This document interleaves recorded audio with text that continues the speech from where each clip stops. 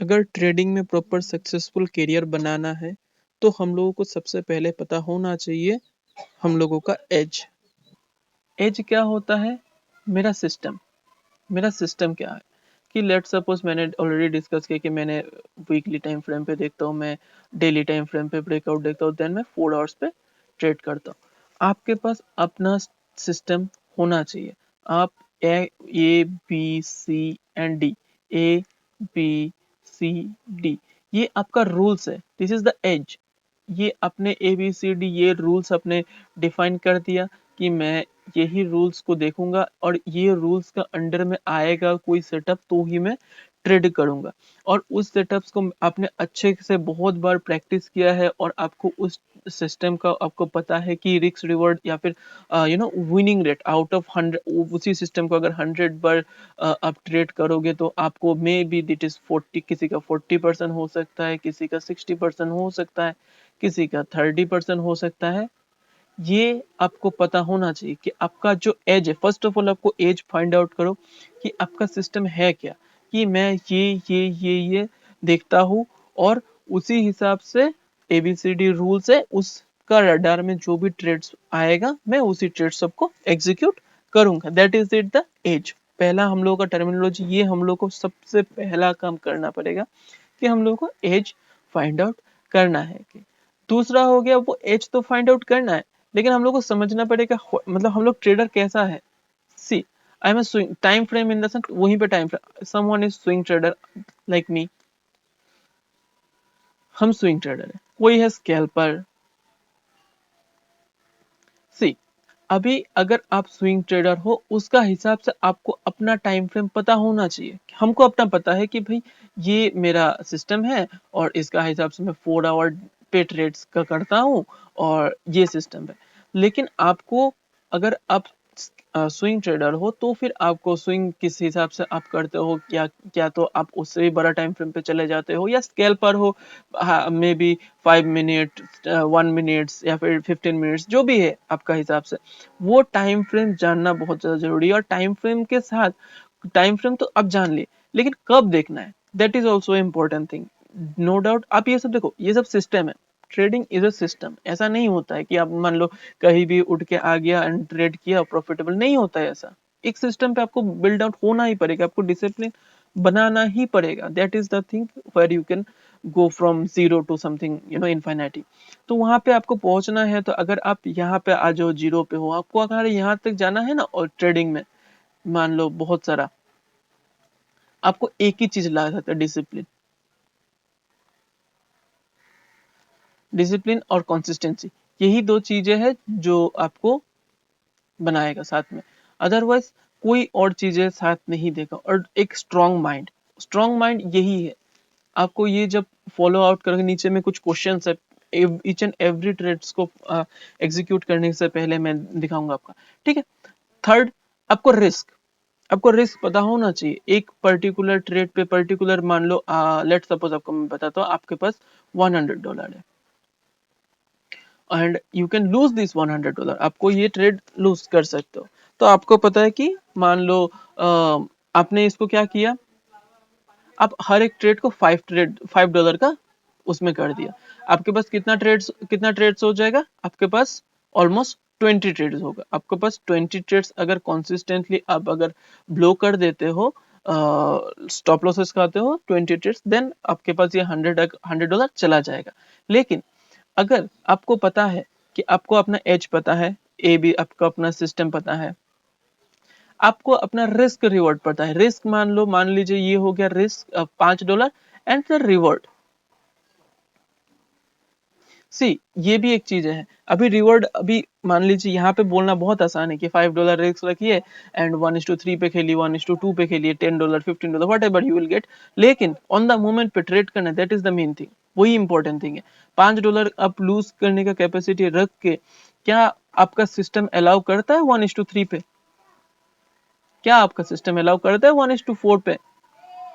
It depends on your system कि कैसा करते हो आप, है ना। कोई बंदा करता है 1:3 पे भी मोर देन, कोई बंदा के लिए 1:8 भी बहुत कम है, जिसके पास फंड के ऊपर depend, it depends on the you know अब रिस्क कितना ले रहे हो और उसका ऊपर में कितना बना रहे हो, risk and reward, that is the game changer thing, this is the game changer, यही है गेम चेंजर,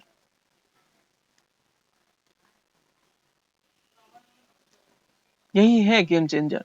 इसको अगर समझ लिया आपने, और आपको पता होना चाहिए, और एक समय पे ज्यादा ट्रेड्स को वो मत करो, और आपको पता होना, लेट्स सपोज हम आपको बताते हैं कि if you are in swing trader, है ना, स्विंग ट्रेडर के मान लो आप अगर $5 करके लूज करने का कैपेसिटी हो, आप क्या बोलते हो 20 ट्रेड्स है, और 20 ट्रेड्स सब में सब सिर्फ ए प्लस सेटअप्स पे ही लेना है आपको, ए प्लस सेटअप्स। ए प्लस सेटअप आप कैसे डिफाइन करोगे, आपके पास बहुत सारा ट्रेड्स मिलता रहता है पूरा दिन में, उसमें से आप देखोगे कि सबसे अच्छा कौन सा ट्रेड्स लग रहा है आपका हिसाब से, उसी ट्रेड्स को आप एग्जीक्यूट करोगे rather than focusing on every trade. वो मत करना, आप अच्छा ट्रेड लो, कम लो, अच्छा लो।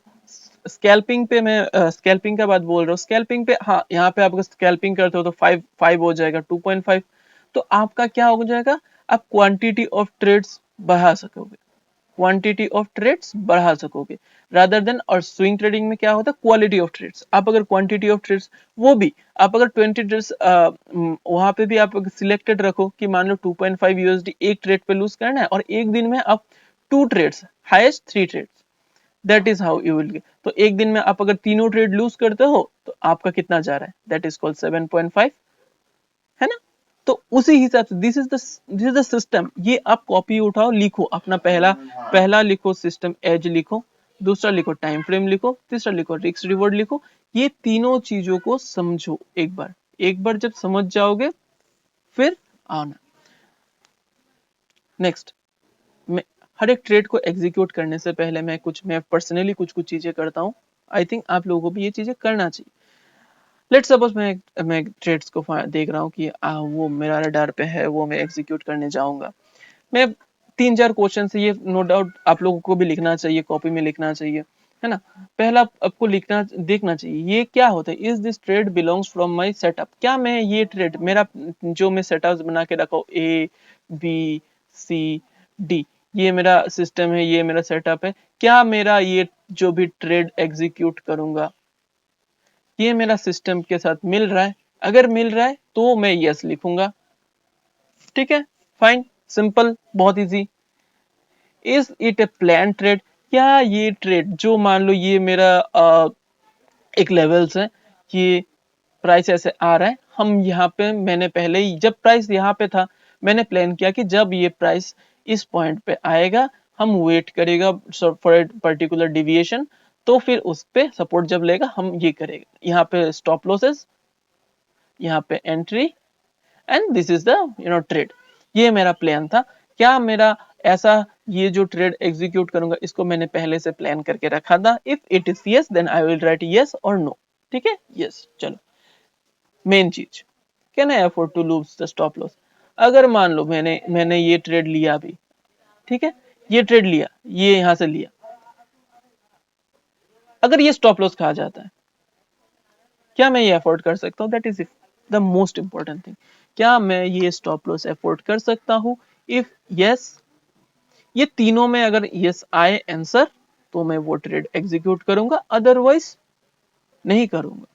ट्रेड, एक चीज अंडरस्टैंड करो, मार्केट कहीं नहीं जा रहा है, मार्केट यहीं पे है, लोग भी यहीं पे है, मिलेगा, आज नहीं मिलेगा, वेट करेंगे, सिर्फ वेट करेंगे, सिर्फ ए प्लस, एकदम बातें जान लो, सिर्फ ए प्लस ट्रेड्स को एग्जीक्यूट करना है rather than focusing on every trade, सिर्फ ए प्लस कैटेगरी का ट्रेड्स को ही हम लोगों को एग्जीक्यूट करना है, दिस इज द साइकोलॉजी। और मैं नेक्स्ट और एक फंडेड ट्रेडिंग का वीडियो बनाऊंगा जहां पे मैं अपना प्रॉपर जर्नल वगैरह कैसे करता हूँ, जर्नल मेन इंपॉर्टेंट है, जर्नल, ये आपको जो मैंने बताया आज प्रैक्टिस करो, आप लिखो, अपना एज लिखो, अपना रिस्क रिवॉर्ड लिखो, अपना सिस्टम्स को पहले लिख लो कॉपी में, है ना। और ये तीनों questions every trade, each and every trade लेने से पहले